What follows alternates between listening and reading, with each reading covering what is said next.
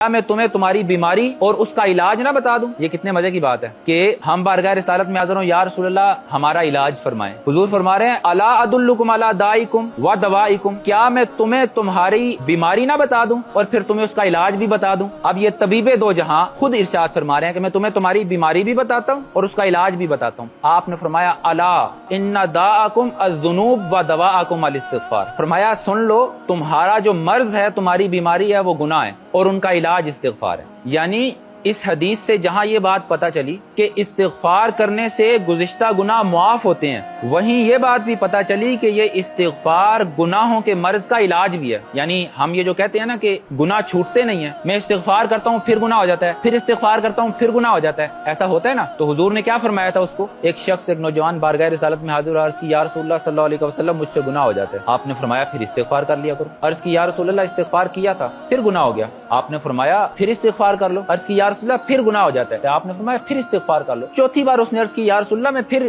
استغفار کرتا ہوں لیکن اس کے باوجود گناہ ہو جاتا ہے۔ آپ نے فرمایا پھر استغفار کر لو۔ اور پھر جب سرکار دو عالم صلی اللہ علیہ وسلم نے اس کے چہرے کے اوپر حیرت کے آثار دیکھے نا کہ یار بار بار استغفار، آپ نے فرمایا اس وقت تک استغفار کرتے رہو یہاں تک کہ شیطان رسوا ہو جائے۔ ہفتہ وار لیکچر میں شرکت کے لیے اپنے قریبی برہانیہ کے سینٹر میں تشریف لائیں۔ اللہ ہمیں اپنے عقائد کی اصلاح کی توفیق عطا فرمائے، آمین۔